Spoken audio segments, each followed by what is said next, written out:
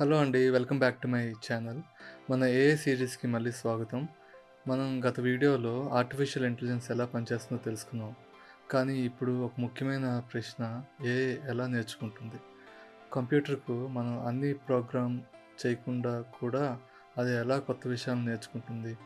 ఈ ప్రక్రియనే machine learning అంటారు. ఇవాళ ఈ వీడియోలో మెషిన్ లెర్నింగ్ అంటే ఏంటి? అది ఎలా పనిచేస్తుంది? మన జీవితంలో ఎక్కడ ఉపయోగపడుతుందో ఆహ్, అనే విషయాలు చాలా సింపుల్‌గా తెలుసుకుందాం. మరి స్టార్ట్ చేద్దామా? సో, పార్ట్ 1 అసలు మెషిన్ లెర్నింగ్ అంటే ఏంటి? మెషిన్ లెర్నింగ్ అనేది ఆర్టిఫిషియల్ ఇంటెలిజెన్స్‌లో ఒక ముఖ్యమైన భాగం. సాధారణంగా కంప్యూటర్ పనిచేయాలంటే మనం దాన్ని ప్రోగ్రామ్ రాయాలి. కానీ మెషిన్ లెర్నింగ్‌లో కంప్యూటర్ డేటా నుండి నేర్చుకుంటుంది. అంటే మనం రూల్స్ చెప్పకుండా కూడా కంప్యూటర్ ప్యాటర్న్స్‌ని గుర్తించి నిర్ణయాలు తీసుకోగలదు. ఉదాహరణకు మీరు ఏదైనా ప్రశ్న అడిగితే చాట్‌జీపీటీ వెంటనే సమాధానం ఇవ్వగలదు. అది ఎందుకంటే అది చాలా పెద్ద డేటా నుండి నేర్చుకుంటుంది. నెక్స్ట్ పార్ట్ 2 మిషన్ లెర్నింగ్ అసలు ఎలా పనిచేస్తుంది? మిషన్ లెర్నింగ్ సాధారణంగా 3 ముఖ్యమైన స్టెప్స్‌తో పనిచేస్తుంది. ఒకటి డేటా. మొదటి ఏఐకి చాలా పెద్ద డేటా ఇస్తారు. ఉదాహరణకు images, text, videos, voice data.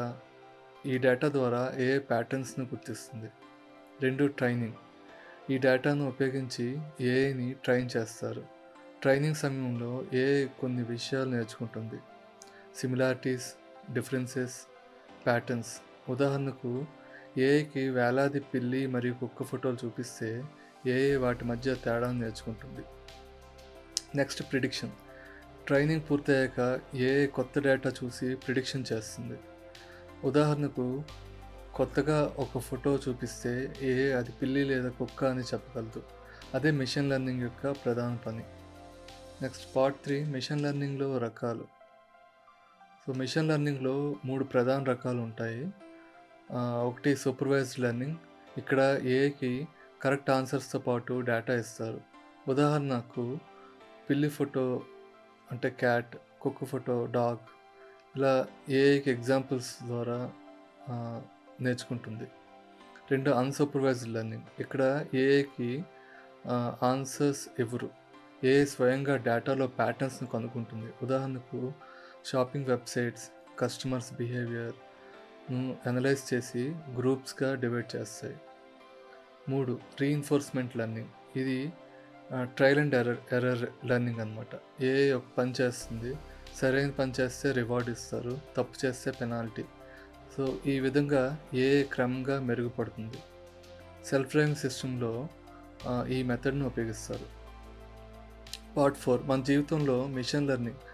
Machine learning మన రోజువారీ జీవితంలో చాలా చోట్ల ఉపయోగపడుతుంది. వీడియో రికమెండేషన్స్, యూట్యూబ్ మీరు చూసే వీడియోల ఆధారంగా కొత్త వీడియోస్‌ను సజెస్ట్ చేస్తుంది.